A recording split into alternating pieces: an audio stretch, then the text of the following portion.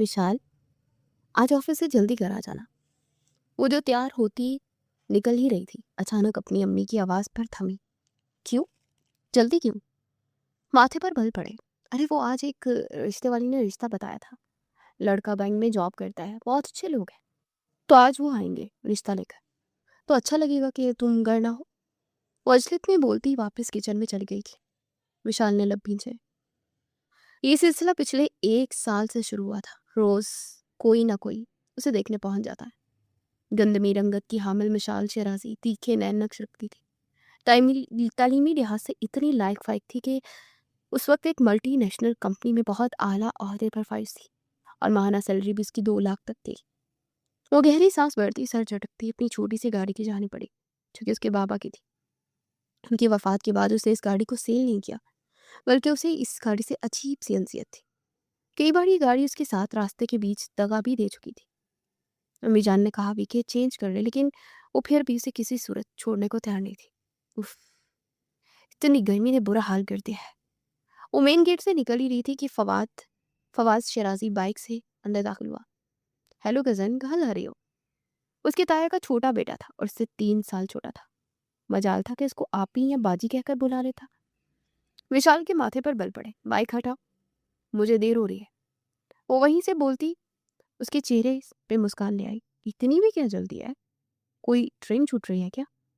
उसके पास आता, गाड़ी की विंडो में झुक कर उसे देखता, मुस्कुरा कर बोला था, मुझे ऑफिस जाना है फवाज, प्लीज हटाओ ना। वो झिंझलाते हुए बोली, अच्छा एक काम करो ना, ये जॉब छोड़ो, बहुत जल्दी मैं बिजनेस ज्वाइन कर रहा हूँ, तो तुम भी मुझे ज्वाइन कर लो। जितनी सैलरी वहां ले रही हो ना लगारियों के पास, उससे डबल मुझसे ले लेना। वो नाक से मक्खी उड़ाता हुआ बोला, हो गया तुम्हारा, अब हटो रास्ते से, बदतमीज। एक तो सीधा नाम लेता था और 3 साल छोटा, वो कि तुम कहकर बुलाता था। विशाल को सही तब चढ़ी थी। अरे यार, कभी मुझे सीरियस भी ले लिया करो। तुम्हें घर में कौन सीरियस लेता है जो मैं ले लूं? विशाल भी उसकी जाने मुड़ी। ये भी सही कहा, पर वो वक्त भी दूर नहीं जब इस हवेली में फवाद शेराजी की वाह वाह होगी। देखती रह जाओगी तुम। अब अगर दिन में ख्वाब सजाने से फुर्सत मिल गई हो तो प्लीज हट जाओ रास्ते से। वो कलाई पर बंदी घड़ी पर वक्त देखते हुए मुंह बनाते हुए बोली, ये लो जाओ, क्या याद करोगी? किस सखी से पाला पड़ा। वो भी एकदम पीछे हटा तो मिशाल ने गहरा सांस पड़ते गाड़ी आगे बढ़ा दी और खुले गेट से गाड़ी को बाहर निकाल गई, जबकि फवाद शरासी मुस्कुराता अपनी हैवी बाइक की चाबी चौकीदार की तरफ बढ़ा था। उसे एक तरफ पार्क करने का बोलता खुद मोबाइल पे सर्चिंग करता अंदर की जाने पड़ा, जहाँ सभी एक तरफ डाइनिंग टेबल पर बैठे नाश्ता कर रहे थे। आह शिट, वो जुबान दांतों तले दबा गया। मिल गई फुर्सत मेरे बच्चे को घर आने की। मिस्टर वहाब शराजी ने चाय का सिप लेते तंज बरसाया। अल्हम्दुलिल्लाह, कैसे हैं आप? और तबीयत का सुनाए, क्या हाल है? वो बहुत प्यार से बोलता उनकी जाने पड़ा। कहाँ थे रात भर? जवाद ने पलट कर उसकी जानिब घूरते हुए देखा। उसका बड़ा भाई था और तकरीबन पूरे बिजनेस को अकेले ही संभाले हुए था। वहाब शराजी कभी कभी ही ऑफिस जाते थे, जबकि सारा निजाम जवाद के हाथ में था। फवाद की पढ़ाई अभी तक मुकम्मल नहीं हुई थी। इस साल उसका लास्ट सेमेस्टर था और वो तालीम मुकम्मल होते ही वो भी बिजनेस ही ज्वाइन करने वाला था, दोस्तों के साथ कंबाइंड स्टडी वो इस वक्त इंतहाई सुलझा हुआ लड़का लग रहा था। तुम्हारी ये कंबाइंड स्टडी तो मैं करता हूँ, बंदोबस्त बहुत हो गई पढ़ाई, एग्जाम क्लियर करो और बिजनेस ज्वाइन करो। जवाद के दांत पीस कर बोलने से फवाद ने एक नजर माँ को देखा। देख लें मम्मा, आपके लाडले के साथ ये कैसा सलूक कर रहे हैं, ऐसे जैसे मैं बिल्कुल सौतेला हूँ। मैं इनका कोई सगा भाई नहीं हूँ, सच सच बताएं मम्मा, मुझे किस रिश्तेदार से गोद तो नहीं लिया आपने? वो जूस का गिलास उठाकर होंठों से लगाता अब माहौल को शील कर रहा था। फवाज, बैठकर नाश्ता कर लो आराम सुकून के साथ। सारा ने उसे एक चीज पेश करते हुए कहा, अरे भाभी आप मुझे रहने दें, अपने शौहर नामदार पर थोड़ी तवज्जो दें। अगर इन्होंने आपको मुरी जब खिदमत करते देख लिया ना तो आपकी खैर नहीं। वो सारा के कान में सरगोशी करता पीछे हटा, जबकि जवाद ने घूरी से उसे उन दोनों को नवाजा। ये भाभी देवर की जोड़ी पूरी खानदान में मशहूर थी। एक तो सारा बड़ी फूफो की बेटी थी, फिर भाभी भी बन गई और बचपन से आना जाना था। बिल्कुल भाई बहनों की तरह एक दूसरे को ट्रीट करते थे। लेकिन जवाद थोड़ा जुनूनी किस्म का हस्बैंड था। और जेलसी तो कूट कूट कर बड़ी थी उसमें। अपने माँ बाप के घर भी सारा को नहीं जाने देता था। अगर जाती भी तो दिन तक रात को वापसी लाजमी होती। दोनों को शादी को 8 माह का अरसा गुजरा था, पर अभी तक अल्लाह ने कोई खुशखबरी नहीं दी थी। पर दोनों अल्लाह की रहमत से मायूस नहीं थे। फवाज रूम में आया। अब शावर लेने जा रहा था कि दरवाजे पर दस्तक हुई और शाज़मा चाची अंदर दाखिल हुई। बेटा, मैंने डिस्टर्ब तो नहीं किया? आते ही झिझकते हुए पूछा। अरे कैसी बातें कर रही हैं चाची जान, मैं आपके आने से डिस्टर्ब क्यों होऊंगा भला? आए ना, बैठे। वो शाज़मा चाची को एक सोफे पर बिठाते हुए उनके पास ही बैठ गया था। बेटा, दरअसल कुछ मंगवाना था बाजार से, आज मेहमान आ रहे हैं तो। अच्छा बताएं क्या लाना है? उनकी बात काट गया। शाज़मा बेगम ने अपने से सामान की लिस्ट और साथ में पैसे थमाए। बेटा, ये सारा सामान कुछ देर तक ला देना, शाम को मेहमानों ने आ जाना, मैं ज़रा सफाई वगैरह करवा लूँ। वो तशक्कुर भरे अंदाज में कहते उठी। चाची जान, क्या कोई ख़ास मेहमान आ रहे हैं जिसके लिए इतनी तैयारियां हो रही हैं? वो सरसरी सा पूछता उनको पैसे वापस थमा गया। अरे बेटा, ये प्लीज़ रखे, अपने पास रखे। वो बालों को सुखाता मुस्कुराया। हाँ, वो मिशाल के अभी वो बाल मुकम्मल करती कि दरवाज़ा खुला। आवाज़, प्लीज़ चलो ना, मुझे यूं नहीं छोड़ दो, आज मेरी गाड़ी नहीं आई है। नगीन ने आते ही उसे बाजू से थामा। गाड़ी तुम्हारी नहीं आई तो इसमें मैं क्या करूं? वो मुंह बना गया। प्लीज़, अम्मानी जान ने कहा है कि तुमसे कहूँ मुझे यूं नहीं छोड़ा, और अब प्लीज़ नखरे ना करो, चलो ना। उसे खींचते हुए बोली। चाची जान, आपसे शाम से मुलाकात होती है। वो मुस्कुराकर उन्हें बोलता नगीन को लिए बाहर निकला। शाज़मा बेगम ठंडी आह भर के रखी। नगीन फवाज की छोटी फूफो की बेटी थी। माँ की वफात के बाद बाप ने दूसरी शादी कर ली तो वहाब शराजी उसे अपने घर ले आया और वो बचपन से यहीं रह रही थी। जवाद और फवाज उसे बहनों की तरह ही ट्रीट करते थे, पर उसके दिल में क्या था सिर्फ अल्लाह ही जानता था। शाम हो रही थी और काम था कि ख़त्म ही नहीं हो रहा था। और दूसरी तरफ शाज़मा बेगम की कॉल्स पे कॉल्स आ रही थी। एक तो वो उस रिश्ते वालों से तंग थी। कम से कम हफ्ते बाद तो कोई ना कोई पहुंच ही जाता था। कोई जहेज की वजह नाक कर देता, कोई रंग रूप की वजह से, जबकि उसके अंदर की खूबसूरती कोई नहीं देखता था। सर, ये फाइल मैं कल मुकम्मल कर दूं? वो मिस्टर शहबाज से आज पहली बार काम के हवाले से कुछ बोली थी। ओके मिस मिशा, कल कर दें, कोई परेशानी है क्या? वो एज उम्र के शख्स थे। एक बेटी थी जिसकी उम्र 8 साल थी और बहुत ही प्यारी बच्ची थी। उनकी बीवी का इंतकाल 2 साल पहले कैंसर की वजह से हो गया था, पर वो मिशाल का बहुत एहतराम करते थे। मिशाल है तो उनकी अमदाई थी, पर कभी उसके पर्सनल मैटर में वो इंटरफेयर नहीं किया था। आज भी सरसरी अंदाज में उन्होंने पूछ लिया। जी सर, वो अम्मी जान ने कहा था कि आज जल्दी आ जाना, तो ओके आप जाए। वैसे जाने का बोलते खुद मोबाइल पर बेटी की कॉल अटेंड करने लगे, जिसकी ना ख़त्म होने वाली फरमाइशें शुरू हो चुकी थी। वो जैसे ही घर के लिए निकली, उसकी गाड़ी रास्ते में ख़राब हो गई। उफ, इसको भी अभी ख़राब होना था। एक तो अम्मी जान पक्का मार देंगी। वो गाड़ी से नीचे उतरी, गाड़ी का बोनट हटा के देखा तो तारों से धुआं निकला। तो अपना हाथ पीछे कर गई। लगता है हमारे साथ यहीं तक का था। वो दिल बर्दाश्त होती इर्द गिर्द निगाह दौड़ाने लगी। या अल्लाह, कोई मदद के लिए फरिश्ता ही भेज दे। इस सुनसान जगह पे भी उसके अल्फाज मुंह में ही थे कि एक बाइक उसके पास आकर रुकी। हेलमेट उतरा और शख्स ने जब उसे देखा तो मिशाल की जान में जान आई। एक पल तो वो घबरा गई थी। तुम यहाँ? वो इसके पास आते हुए नॉर्मल अंदाज में बोली, जबकि दिल में बहुत मुतमईन सी हो गई थी। हाँ, मैं खुश नहीं हो गया मुझे देखकर इस सुनसान और ब्याहमत जगह पर तुम्हारी मदद को आ गया। उसे गहरी निगाहों से देखता हुआ बोला, ये सब अल्लाह की तरफ से है, इंसान का इसमें कोई अमल दखल नहीं है। अच्छा हुआ तुमने अल्लाह ने मेरी मदद के लिए भेज दिया, मैं बैग लेकर आती हूँ। वो उसे उसकी बात का जवाब देती, दानत से देती वापस मुड़ गई, जबकि फवाज की निगाहें उसी पर टिकी हुई थी। ओ मैडम, ये बाइक नहीं है, हैवी बाइक है, इस तरह नहीं बैठा जाता। वो उसे एक तरफ टांगे करके बैठता देख गर्दन मोड़ कर बोला था, फिर बोल जी, जैसे मैं बैठा हूँ वैसे बैठो। ऐसे कैसे? ऐसे मुश्किल है फवाज। वो परेशान हुई।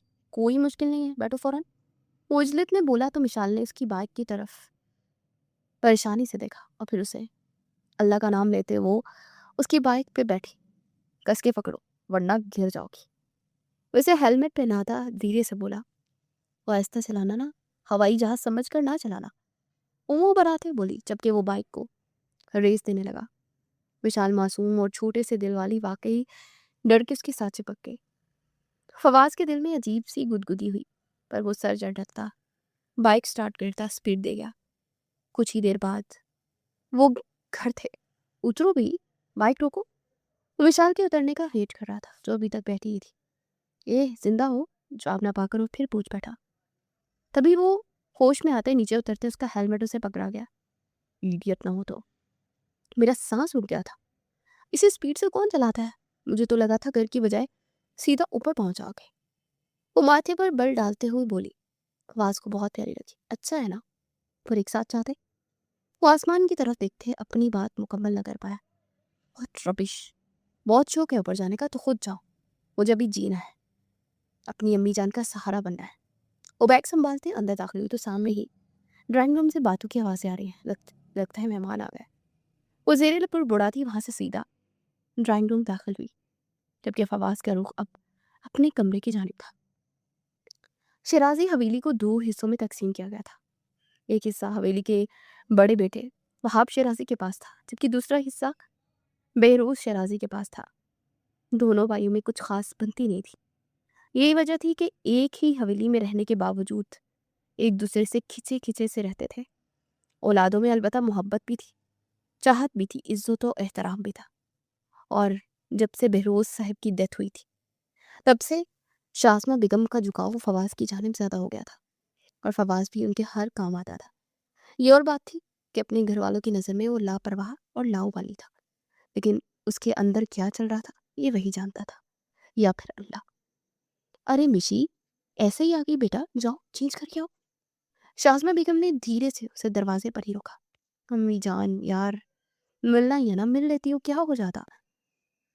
वो मुंह बनाती इसी तरह अंदर घुसी तो सामने बैठी खतून की आंखें चमकी। अरे आओ आओ मिशाल बेटा, आओ। रिश्ते वाली आंटी ने मिशाल को देखते मुस्कुरा कर कहा, और सारती इशारतन उस औरत को बताया कि यही वो लड़की है। अस्सलाम वालेकुम। मिशाल ने अंदर आते सबकी तरफ देखते सलाम किया, और उस खातून ने भी अपने पास मिशाल के बैठने की जगह दी। माशाल्लाह, बहुत प्यारी बच्ची है आपकी। कहाँ जॉब करती हो?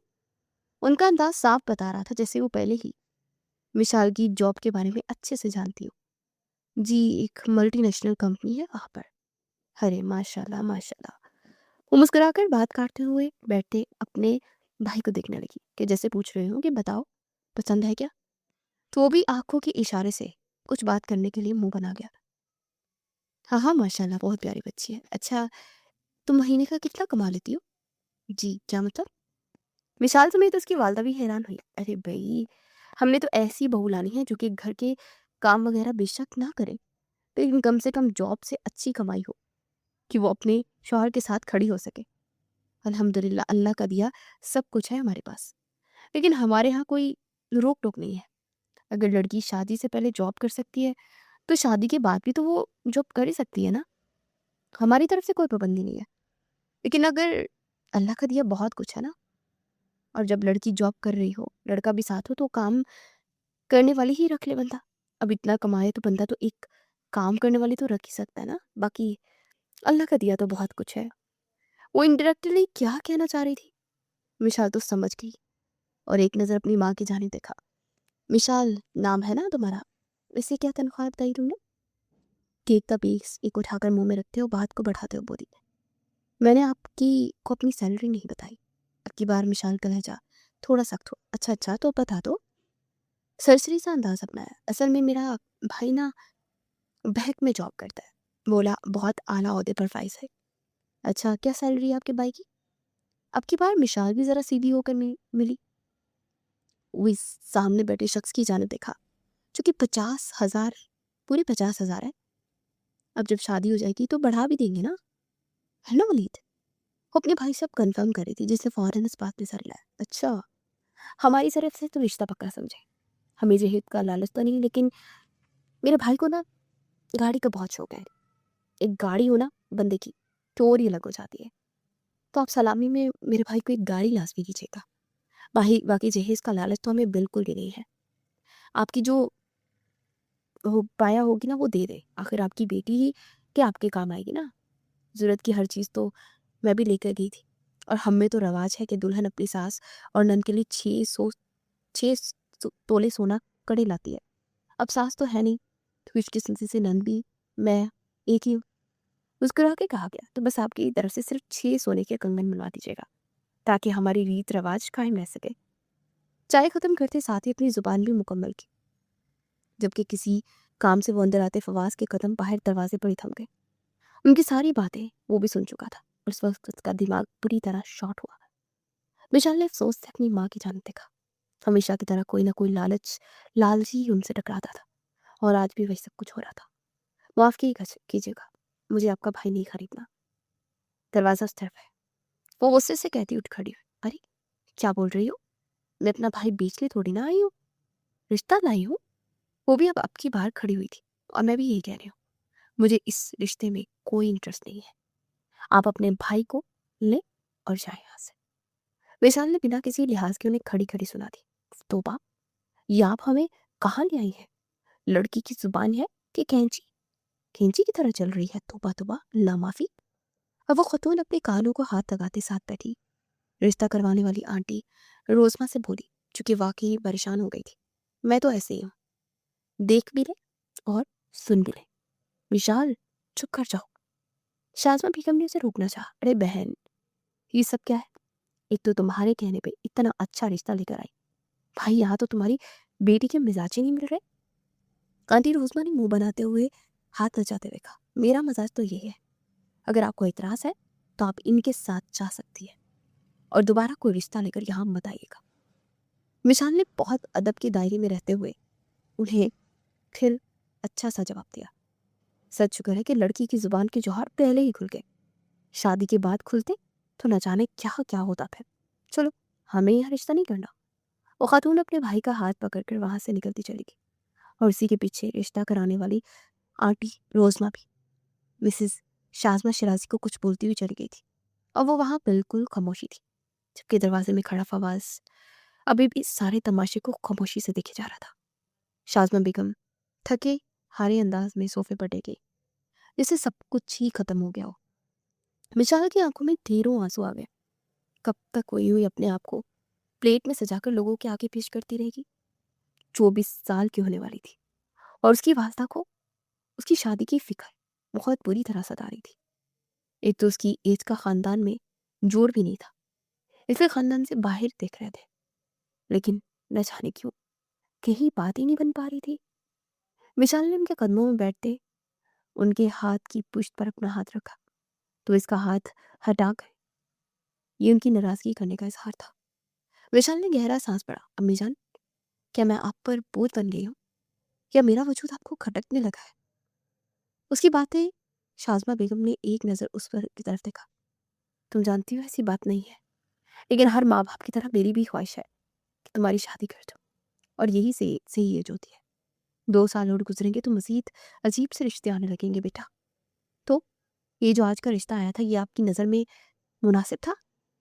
उसके सख्त सवाल पर वो सर झटक गई। ये डिमांड तो हर कोई करता है बेटा, जहेज में उन्हें सब कुछ चाहिए।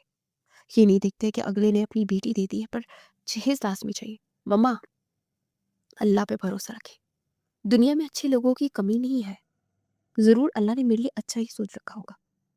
वो माँ के आंसू पोंछते हो बोली, लेकिन अब खुद हौसला हार रही थी। अपना आप इतना अरसा पहले कभी नहीं लगा था जितना आज लग रहा था। वो तेजी से उठते दरवाजे की जानिब पड़ी। पास खड़े फवाज को भी नजरअंदाज करती हुई सीधा अपने कमरे में जाते बंद हो गई। अब वो थी, आंसू थे और तन्हाई थी। चची जान अचानक न जाने फवाज के दिल में क्या आया, और आगे बढ़ा, उनके घुटनों पर बैठता उन्हें अपनी तरफ मुतवज्जा कर गया। शाजमा बेगम ने सवालिया नजरों से फवाज की जाने देखा। फवाज ने उनका हाथ थाम लिया। मुझे अपनी फर्जंदी में कबूल करेंगे? उसके इस अचानक सवाल पर उसे सवालिया नजरों से वो दिखने लगी। वो क्या कह रहा था? उनका दिल जोरों से धड़कने लगा। चची जान, क्या आप अपनी बेटी का हाथ मुझे देंगी? मुझे अपना दामाद बनाने के काबिल समझेंगी? वो पुख्ता लहजे में पूछ रहा था। कैसी बातें करे फवाज, ऐसा कैसे मुमकिन है? ऐसा नहीं हो सकता। शाजमा बेगम ने बहुत मुश्किल से अपनी बात मुकम्मल की। क्यों नहीं हो सकता? क्या आप मुझे अपनी बेटी के काबिल नहीं समझती? ऐसी बात नहीं है, तुम तो बहुत खास हो। उसका चेहरा प्यार से थामे बोली। और आपकी बेटी भी अनमोल है, और आप उसको यूँ बेमोल मत करें। चाची जान, आप जानती हैं चचा जान ने उसके कितने लाड उठाए हैं। ऐसे यूँ हर एक के सामने कैसे पेश कर देती हैं आप उसे? वो नाराज़गी से बोला, तो क्या करूँ बेटा? बेटी है, कहीं न कहीं तो शादी करनी ही है ना, और लोगों से मिलेंगे, बात करेंगे, तो ही तो पता चलेगा ना कि वो कैसे है। अब मुझसे बात करें और मुझे बताएँ मैं कैसा हूँ। वो फ़ौरन उनकी बात को अपनी तरफ रुख मोड़ गया तो वो धीमा-सा मुस्कुरा दी। ये बातें मज़ाक में अच्छी लगती हैं फवाज़, जबकि तुम बहुत अच्छे से जानते हो कि तुम्हारे घर में से कोई भी इस बात के लिए नहीं मानेगा, और मैं किसी को मजबूर नहीं कर सकती बेटा। इसलिए इस बात को यहीं पे नहीं चाची जान, मुझे किसी के फैसले से कोई फ़र्क नहीं पड़ता। ये मेरी ज़िंदगी है और इसका फ़ैसला मैं खुद करूँगा। सिर्फ़ आपकी इजाज़त चाहिए, मेरे लिए यही अहम है। फवाज़ वो सोच में पड़ गई थी। तुम्हारी और मिशाल की एज में फ़र्क भी है। वो पूरी 3 साल तुमसे बड़ी। मुझे उम्रों के फ़र्क से कोई फ़र्क नहीं पड़ता। और कहाँ लिखा है कि लड़की छोटी होनी चाहिए तो ही लड़का शादी करे? हर चच्ची जान, मुझे ये बहाने मत बताएं। अभी खड़ा करें ना अपनी इस बेटी को मेरे साथ, 10 साल छोटी नजर आएगी। वो उनकी बात हवा में उड़ा गया। आपकी तरफ से हाँ समझू? वो तो जैसे हाँ करवा के बारात जाने वाला था। फवाज, इतनी जल्दी ये सब कुछ नहीं तय होता। क्या पता तुम्हारे घर वाले क्या रिएक्ट करें। ऊपर से मिशी, वो तो बिल्कुल नहीं मानेगी। वो परेशान हो गई। मुझे आपके दिल की बात सुननी है, बस बताएं, आपका दिल क्या कहता है? कुछ पल वहां खामोशी छा गई। मेरा दिल तो मेरे इस भतीजे के सदके वारी ही हो रहा है, वो नम लहजे में कहती हुई उसके सर पर शफकत भरा हाथ रख गई। तो फवाज ने मुस्कुराकर उन्हें अपने सीने से लगाया। बस मुझे आपका साथ ही चाहिए, बाकी सब से कैसे निपटना है मुझे अच्छे से पता है। उनके पुख्ता लहजे पर शाज़मा बेगम ने दिल ही दिल में उसके लिए दुआ की। दिमाग खराब हो गया है क्या तुम्हारा? तुम कैसे उस मिशाल से शादी के लिए बोल सकते हो? कितना फ़र्क है तुम दोनों के बीच, ऐसा सोचना भी कैसे? आलिया बेगम इंतहाई गुस्से में बेटी को उसकी बात पे सुना रही थी। बाकी सब घर वालों तक भी उसकी बात पहुंच गई थी। जवाब और सारा तो बिल्कुल खामोशी से ये सब देख रहे थे। आखिर ये सब कुछ हुआ कैसे? मैं फैसला कर चुका हूँ मामा, मैं शादी करूंगा तो सिर्फ विशाल से। आप और बाबा जान आज ही मेरा रिश्ता लेकर जाए। चाची जान के घर। वो कितने आराम से बोला तो आलिया बेगम ने दान किचकिचाते उसे देखा। नामुमकिन, तुम्हारी शादी किरण से होगी। मैंने अपनी बहन को जुबान दे रखी है, इसलिए अपने दिलो दिमाग से मिशाल का ख्याल निकाल दो। क्या हो गया है? क्यों माँ बेटा इस कदर शोर शराबा कर रहे हो? वहाब साहब की आमद पर वो एकदम जैसे चुप हो गए। और फिर कुछ देर में ही उनके कानों तक भी ये बात पहुंच गई। वो कुछ देर चुप रहे और फिर बेटे को अपने पास बुलाया। देखो फवास, अभी तुम सिर्फ 21 साल के हो। 21 साल 6 माह 8 दिन। और फौरन उनकी तस्दीक करते हुए घंटे और मिनट भी बताते थे। जब आपने लुक़मा दिया तो फवास मोहब्बत से उसे घूर गया। चलो 22 साल का कर लो, पर बेटा अभी इस एज में शादी कौन करता है? अभी तुम्हारा पूरा फ्यूचर पड़ा है, उसे संवारो, कुछ बन जाओ फिर।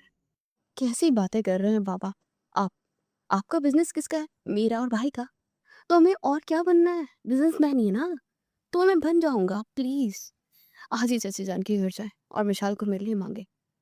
वो हथेली पर सरसों जमा रहा था। वहाब शराजी ने एक नज़र अपनी अहलिया की जाने देखा, जिनके चेहरे पर साफ इनकार लिखा था, और बेटा का कि कुछ सुन ही नहीं रहा था। आपकी वालदा राजी नहीं है? वहाब साहब ने इशारा करते हुए कहा। तो आप किस मर्ज की दवा करें ना इन्हें राजी? वो जिस अंदाज में बोला ना चाहते हुए जवाब का कहका बुलंद हुआ। तो आलिया बेगम ने उसे घूर कर देखा तो वो चुप हो गया। मैं आपको बता रही हूँ, मैं अपनी बहन की बेटी लाऊंगी। उनकी बात पर सभी उन्हें खामोशी से देखते रहे। ऐसे मत देखे, मैं नहीं मानूंगी। वो बड़ी है मेरे फवाद से, दोनों का कोई जोड़ नहीं है। वो फिर से बोली, लेकिन वो सब फिर भी चुपचाप उन्हें देखे जा रहे थे। वो रुख फेरे उठी, लेकिन उन सब की सवालिया नजरें और स्पाट चेहरे सिर्फ उनकी हाँ के मुंतजिर थे। मुझे हमेशा ऐसे ही इग्नोर किया जाता है, कभी मेरी नहीं सुनी गई। अपने बड़े बेटे की दफ़ा भी अपनी मर्जी की, और अब भी मेरा तो भी तो दिल करता है ना बहन भाई से जुड़ने का। तभी वहां नगीन भी आन पहुंची। उनको भी सिर्फ अपना बहन भाई ही नजर आ रहा था। मैंने तो किसी को दिखाई नहीं दी थी। नगीन ने मुंह बनाते हुए कहा, और ये वहाब मामू, वो काली कुलोटी मिशाल नजर आई। मैं उनके अपने घर में हूँ, मैंने नजर नहीं आई। नगीन मुसलसल उन सब की बातों को उनको बातें करता देख रही थी और अब बर्दाश्त से उसके बाहर हो गया था। तो वहीं वो एक पास चेयर पर बैठ गई ताकि सबकी निगाह उस पर पड़े, पर किसी ने उस पर तवज्जो ही ना दी। चलो फिर तय हो गया, शाम को चलते हैं शाजमा बबी की तरफ। वहाब साहब ने हंसते मुस्कुराती अपनी बेबी को अपने हल्के में ले लिया तो इनके सिरे पर सर रखी रोती आंखों से निरूठेपन से सबको देखने लगी। फवाज ने उनका माथा चूमा और उनके हाथ चूमे। अब सबसे पहले मेरी माँ, उनको यकीन दिला था, बहुत प्यारा लग रहा था। जवाद और सारा भी फवाज की खुशी में खुश थे। क्या हो गया अम्मी जान, मैं कैसे शादी कर लूँ फवाज से? वो है कितना सा जो मैं उससे शादी कर लूं? हरगिज नहीं, वो तो पागल है, आपको भी पागल करके चला गया है। मिशाल को जब से पता चला था कि फवाज उसके लिए रिश्ता डाल कर गया है और आज शाम को सबने उनके घर आना है, बकायदा रिश्ता लेके। ये बात आलिया ने फ़ोन पर शाज़मा से कर दी थी ताकि वो तैयार रहे। उन्होंने क्या तैयार होना था, उनकी बेटी ही नहीं राज़ी हो रही थी। देखो मिशाल, नाशुक्री मत करो। आगे बढ़कर खुद फवाज ने तुम्हारा रिश्ता मांगा है तो इसको अल्लाह की खुशनुदी समझो और चलो जल्दी से तैयारी पकड़ो। अम्मी जान क्या हो गया है, मैं आपको मना कर रही हूँ। आप मुझे, अगर तुम मेरी ज़रा भी इज्जत करती हो ना मिशी, तो चुपचाप इस रिश्ते के लिए हाँ कर दो। मुझे इनकार मत करना। वो घर आ रहे हैं तो मुझे उनकी इज्जत में कोई कमी नहीं चाहिए। तुम्हारे पापा के बड़े भाई हैं वो, और वहाब भाई ने कभी हमसे गलत नहीं बरती। और रही बात जो तुम उन्हें नापसंद करती हो, तो तुम्हारी अपनी मर्जी से है। तुम्हें उनके साथ रस्म मरासम नहीं रखने थे क्योंकि वो हमसे ज़्यादा अमीर है। तुम्हारी ख्वाहिश पर हवेली को 2 हिस्सों में तकसीम किया गया, वरना वहाब भाई की बिल्कुल रजामंदी शामिल नहीं थी।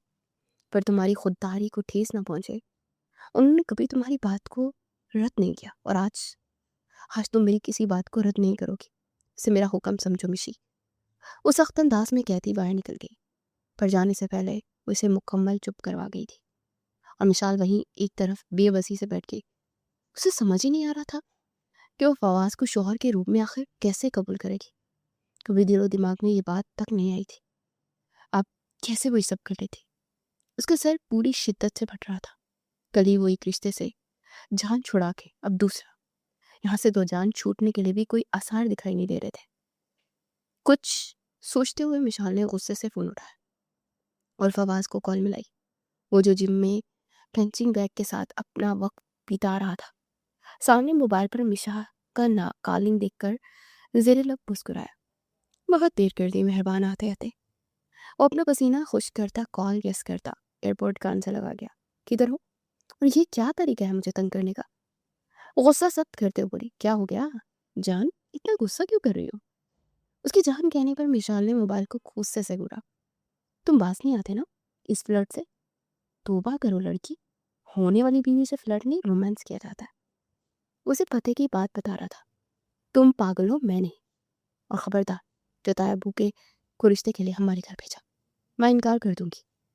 वो दांत किचकिचा कर बोली, शौक से। मुझे बहुत से तरीके आते हैं इकरार करवाने के। एंड बाय द वे, जब सब राजी तो तुम्हें कौन सा कीड़ा काट रहा है? इतना हैंडसम और बॉडी बिल्डर शौहर मिल रहा है, थोड़ी तो कदर करो। और तुम थोड़ी शर्म कर लो, बड़ी हूँ तुमसे 3 साल, कैसे रिश्ता बेच सकते हो? वो जज आ गई थी उसकी बातों से। मेरे पास आना, बताऊंगा कितना छोटा हूँ तुमसे। जब रात भर हावी होऊंगा ना तुमसे, तुम मान जाओगे। वो इतनी बेबाकी पर उतर आएगा मिशाल को अंदाजा तक नहीं था। अपनी बातों से उसके कान से धुआं निकाल चुका था।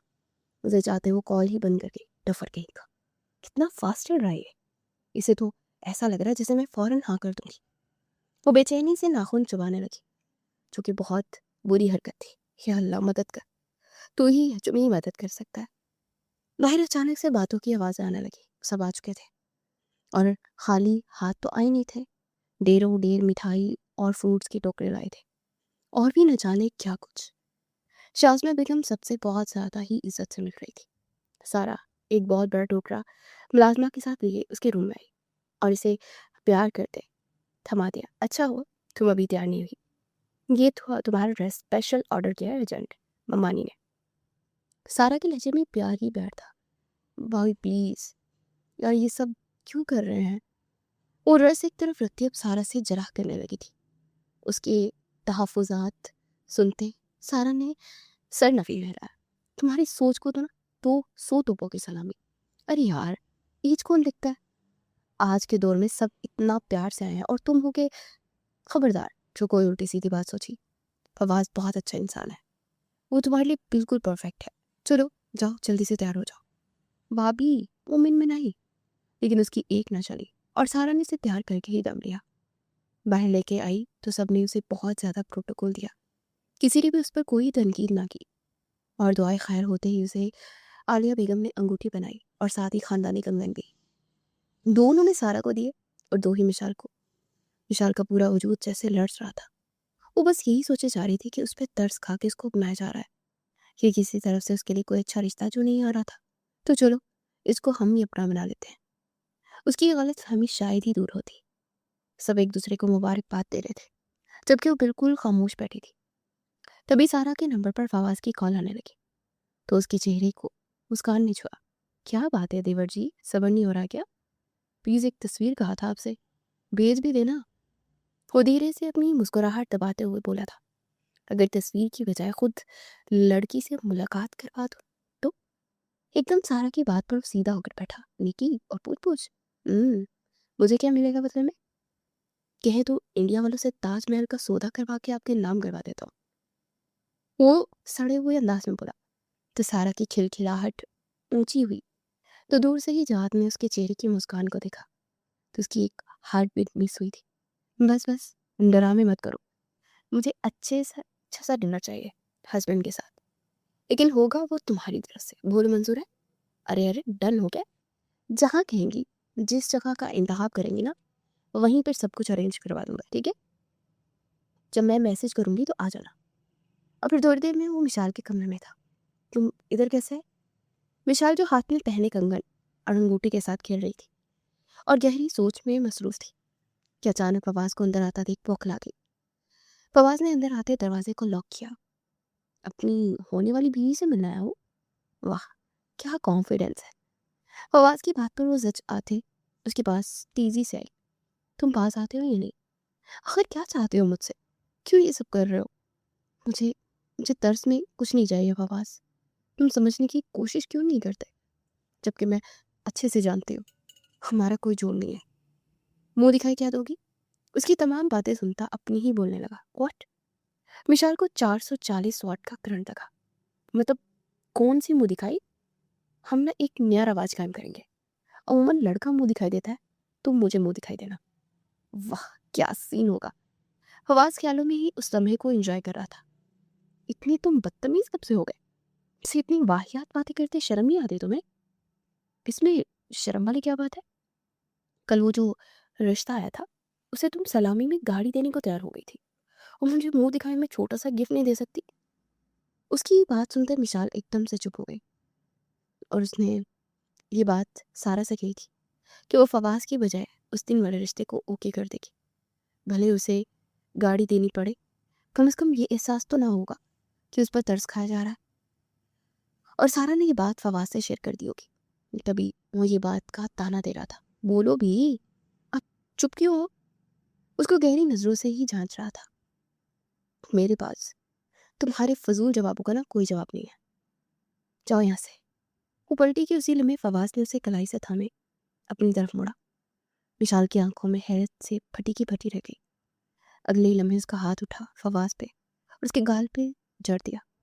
बदल में उसका हाथ भी उठने लगा था, लेकिन वो बर वक्त काबू पा गया। कर्ब और गुस्से से अपनी आंखें मीच ली।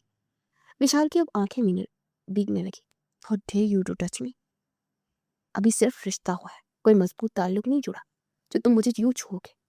आइंदा ऐसा किया तो दूसरे गाल पर भी थप्पड़ जड़ दूंगी। अब जाओ यहाँ से।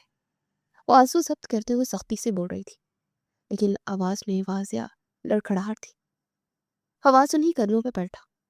वो जानता था उसके नाजुक हाथ का थप्पड़ तो फवाज को फूल की तरह लगा था, पर उसका मारा गया थप्पड़ वो कभी ना सहन कर पाती।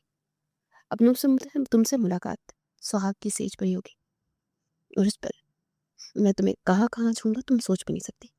Just wait and watch. उसे घूरता हुआ बाहर निकल गया।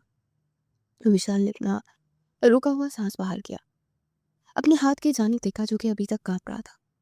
वो गहरा सांस पड़ते बिस्तर पर ढेसी गई। ये मैंने क्या कर दिया? मुझे मुझे फवाज को थप्पड़ नहीं मारना चाहिए था। वो तो उसे अल्लाह का मसला बना लेगा। जाने क्या करेगा मेरे साथ। ओह मेरे अल्लाह। वो फिर से सर पकड़ के बैठ गई थी। फवाज सीधा जिम रूम में गया, अपनी शर्ट उतार के दूर उछाली और फिर से पंचिंग बैग की सख्ती आई थी। वो कैसे उस पर हाथ उठा सकती थी? उसका दिल कैसे चाहा ये सब करने का? क्या उसके दिल में मेरे लिए जरा सा भी नरम गोशा नहीं? वो काफी देर वही रहा, पसीने में शराबूर होता चला गया, लेकिन गुस्सा किसी सूरत कम नहीं हो रहा था। अगले आने वाले चंद दिन बहुत ही तेज रफ्तारी से गुजरे थे। 2 हफ्ते के अंदर सब इंतजामात मुकम्मल हो गए थे। विशाल ने ऑफिस से छुट्टियां ले ली थी, तो वही फवाज इन दिनों बाकायदगी से यूं नहीं जा रहा था। वो जो पहले दिन उसकी एक्साइटमेंट थी, वो कहीं मफकूद हो गई थी, जिसे सभी ने महसूस किया था। सारा उसे बात बात पर छेड़ती, लेकिन वो मुस्कुरा के टाल देता। इसी सब में उनके निकाह का दिन भी आन पहुंचा और सब कुछ बहुत सादगी से हो रहा था। ये भी मिशाल की ख्वाहिश थी कि ज्यादा लोगों का हजूम ना इकट्ठा किया जाए, बस सादगी से ही सब कुछ हो, और सभी ने उसकी ख्वाहिश का एहतराम किया था। मिशाल बहरोज बिनते बहरोज शराजी, आपका निकाह फवाज शराजी वल्द वहाब शराजी से 1 करोड़ सिक्का रजुल वक्त तय पाया है। क्या आपको ये निकाह कबूल? एक पल को मिशाल गुमसुम सी हो गई। 1 करोड़ हक महर? इतना ज्यादा? वो कहाँ से देगी? वो तो खुद यूनिक क्वाइलिंग थी, और हक महर? बोलो बेटा। शाज़मा बेगम ने उसे पुकारा तो ख्याल से चौंकी। मामा, ये हक महर बहुत ज्यादा है। फवाज कैसे? वो धीरे से मनमनाई। बेटा, ये हक महर फवाज ने खुद दिखवाया। शाज़मा बेगम ने उसे धीरे से जवाब दिया। विशाल के लब बुरी तरह से पीछे। उसे कौन सा फर्क पड़ना है जो उसने कमा के देने? बाप दादा की धन दौलत पे इंजॉय कर रहा है, खुद भी उनकी दौलत पे पल रहा है। अब उसे भी पालना चाहता था, पर वो सोच बहुत कुछ सोच चुकी थी। वो इंडिपेंडेंट लड़की थी, वो किसी के आगे हाथ फैलाने वालों में से नहीं थी। अपनी जॉब करके खुद का खर्चा मैनेज कर सकती थी। हक महर कम करते मैं कबूल कर लूंगी। मौलवी साहब के बार बार पूछने पर वो ये अल्फाज बोली, तो सामने ही पर्दे के पार बैठे फवाज और उसकी फैमिली ने ये अल्फाज मुकम्मल तौर पर सुने थे। मौलवी साहब हक महर 2 करोड़ करते। फवाज की बात पे वहां एकदम सन्नाटा हो गया। ये पागल तो नहीं हो गया? मेरी इज्जत का जनाजा ना निकालो मिशी। निकाह के लिए हाँ बोलो। शाज़मा बेगम की सक्कीर आवाज पर वो लब नीचे कबूल है कह गई, और कुछ ही देर में निकाह की सुन्नत मुकम्मल हुई और अब सभी एक दूसरे को मुबारकबाद दे रहे थे। फवाज तो सबसे ऐसे मिल रहा था जैसे बहुत बड़ा मार का सरंजाम दे दिया हो। वफे के बाद उसे सबकी दुआओं में रुखसत कर दिया गया। हवेली के दूसरे हिस्से में आते ही बहुत पुरतपाक अंदाज में उसका इस्तकबाल हुआ। वो छुई मुई सबकी नजरों को हैरान किए उस वक्त फवाज के रूम में पहुंच जाती गई। सारा काफी वक्त उसके पास बैठी रही और उसे हदायत देती रही। फवाज की तारीफों के फूल ही बांधे जा रही थी, पर मिशाल जरा भी इम्प्रेस ना हुई। पर उसे आज भी अपना मारा गया थप्पड़ याद था, और उसकी वजह से वो अब तक अपसेट थी। वो अपनी शादी के इवेंट को भी अच्छी तरह से इंजॉय नहीं कर पा रही थी। सास और ससुर ने भी तोहफे तोहफ दिए। सभी ने बहुत इज्जत और चाहत से उसे अपनाया कि वो दिल ही दिल में उनका प्यार देखकर शर्मिंदा हुई। शुरू से ही उसका दिल इन सबसे बदगुमान था। बाप की वफात के बाद तो इसने इनके घर आना जाना ही खत्म कर दिया था। न खुद जाती और ना उनके पोषण में नमाह को जाने देती। अजीब सी सर्द महरी ने उसके दिल में जगह बना ली थी। फिर आज वो ये सब बरम टूटता जा रहा था। कमरे का दरवाजा खुला और फवाज अंदर दाखिल हुआ। उसका चेहरा बिल्कुल स्पार्ट था। दरवाजे को लॉक लगा था। वो सीधा ड्रेसिंग मिरर की जाने पड़ता अपनी शेरवानी उतार कर दूर फेंक गया। विशाल बुरी तरह से सहमी हुई थी। हालांकि आज तक उसे बातें सुनाती आई थी, कभी कुछ समझा नहीं था, हमेशा छोटा समझकर ट्रीट किया। पर आज तो उसे ऐसा लग रहा था जैसे कि ये बहुत बड़ा हो गया है। अगले लम्हे उसने अपनी कमीज को भी रिमूव कर दिया। विशाल को उसकी जहनी हालत पर शिवा हुआ। एक मिनट, कहीं पी के तो नहीं आए? वो झट से अपनी जगह से उठती उसकी जानी पड़ी थी। सब डर और शर्म बाहर में झूमते उसके सर पे चढ़ दौड़ी। फवाद ने उसकी जानिब रुख करते अपनी लाल अंगारा आंखें उस पर टिकाया। अगले लम्हे उसकी कमर में हाथ डाले झटके से उसे अपनी तरफ खींचा और वो सीधा उसके सीने से जा लगी। कुछ पल तो खामोशी की नजर हो गए। दिल दोनों की तेज रफ्तारी से धड़कने लगे। धड़कनों ने मिलकर ऐसा तालमेल छेड़ा कि दोनों ही उसमें बुरी तरह से महव हो गए। आवाज की गिरफ्त सख्त से सख्त होती जा रही थी। वो नर्मो नाजुक वजूद की लड़की उसके सामने इस वक्त बिल्कुल छोटी सी पड़ी लग रही थी। कि क्या कर रहे हो? मेरा सांस रुक। वो उसे पीछे करने की नाकाम कोशिश करती, दूर होने लगी कि वो मजीद कस कर उसे सीने से लगा गया। छुड़ा सकती हो तो छुड़ा लो, वरना सारी रात ऐसे ही बाहों में कैद रहोगी। वो दूसरा हाथ भी उसकी कमर के गिर्द बांधता उसे मुकम्मल अपने हिसार में कैद कर गया। तुम तुम जानते भी हो मैं नहीं छुड़ा सकती। पूजा छुई, बड़ी होना मुझसे, चलो थप्पड़ मार के छुड़ा लो। वो इसे ऑप्शन दे रहा था। विशाल ने अपनी गजाली आंखें फैलाई। मारो ना, ये लो। वो अपना गाल उसके लबों के पास ले आया। विशाल को समझ ना आया कि वो थप्पड़ मांग रहा है या किस। एक ऑप्शन और भी है। जहां थप्पड़ मारा था वहां अपने लबों से मरहम रख दो। यकीन जानो, इतने दिनों की बेचैनी खत्म हो जाएगी और मेरा गुस्सा भी। वो इसे वार्न करना था, वो भी बहुत प्यार से। तो पागल हो गयो, मैं कुछ नहीं करूंगी ऐसा। और तुमने मुझे बिना किसी रिश्ते के छुआ था, तो थप्पड़ तो पड़ना ही था ना। कोई और होता तो एक से ज्यादा थप्पड़ मारती। ये तुम थे जिसे एक थप्पड़ मार के मैंने छोड़ दिया। विशाल ने एहसान जताया। वो उसे बहुत अलग अंदाज से देखने लगा। विशाल की एक हार्ट बीट मिस हुई। जालिम का देखने का अंदाज बहुत ही जानलेवा था। मुझे भी जिंदगी में पहली बार थप्पड़ पड़ा है, वो भी एक लड़की से। अगर तुम यहाँ ना रहती होती, अपने दिल की जानिब इशारा करते उसे आंखों से नहारते हुए बोले जा रहा था, तो मैं हाथ तोड़ देता। उसकी बात पर विशाल के रोंगटे खड़े हो गए। नजरों का रुख फौरन मेरा। छोड़ो मुझे। वो फिर से मजाहमत करने लगी। किस करो, वरना सारी रात यूं ही खड़ी रहोगी। वो भी वसीत हुआ। विशाल ने उसे गुस्से से घूरा। शर्म करो, बड़ी हूं तुमसे। वो फिर से वही जुमला दोहरा गई। आवाज को फिर से इस जुमले से गुस्सा आने लगा। एक बार किस करो, फिर बिस्तर पर बताता हूँ कितना छोटा हूं तुमसे। सारी रात तुम्हें ना जगाया तो मेरा नाम भी फवाज शराजी नहीं। उसके होंठों पर हाथ रख गई। मेरे साथ ऐसी वाहियात गुफ्तगू से परहेज करो फवाज, वरना वरना क्या। उसे चिढ़ाता जा रहा था। मैं तो आज रात सिर्फ बातों पर तो इत्तेफाक करने वाला नहीं, मेरे अमल से तुम मरने वाली हो जाओगी। उसे एकदम अपनी बाहों में भर गया था, बिल्कुल एक छोटी गुड़िया की तरह। उसे उठा गया। वो बुरी तरह घबराई। प्लीज फवाज, नहीं अभी नहीं, मुझे थोड़ा वक्त चाहिए। वो बहुत धीरे से बोली, जबकि उसे बिस्तर पर लेटा था। पास से रिमोट उठा था। रूम की लाइट्स डिम कर गया। बिल्कुल नहीं। उस पर साया फगन होता उसका तमाम जेवर उतारने लगा। तुम मार खाओगे मुझसे, दूर हटो। वो इसका हाथ बड़े झटकती उठने लगी कि फवाज ने उसे वापस खींचकर तकिए पे गिराया, जो वो बहुत प्यार से करने वाला हूँ। तुम मुझे मजबूर कर रही हो कि सख्ती करो, बाद में फिर रोना मत। वो इसकी गर्दन में मुंह छुपाता वहां अपने दहकते लब रख गया। मिशाल ने आंसू रोकते ही खिंचकी ली और मिशाल ने बिस्तर की चादर को सख्ती से दबोचा। अपना सांस रोके तो फवाज को अब नहीं रोक रही थी। उसको यूं बिहेव करते देख फवाज एक पल को पीछे हटा और इसके आंसुओं को लबों से चुना। उसके गाल पे बोसा देते उसे रिलैक्स कर रहा था। अब की बार उसका वजूद बस लर्जे जा रहा था। सिर्फ एक बात बताओ, सच सच, क्या मेरा छूना बुरा लग रहा है? गिन आ रही है मेरे छूने से? वो इंतहाई संजीदा था। उसकी आंखों में झांकता वो सवाल कर रहा था। विशाल की समझ न आया कि वो क्या बोले। नाराज हो गया तो? फाइनली विशाल उसकी नाराजगी से नाला हुई थी। बोलो, जवाब दो। तुम्हारे जवाब पे हम दोनों की आने वाली जिंदगी टिकी है विशाल। आज पीछे हटा तो हमेशा के लिए पीछे हट जाऊंगा। सब पर्स पूरे करूंगा, लेकिन वादा रहा, आखिरी सांस तक तुम्हारे करीब नहीं आऊंगा।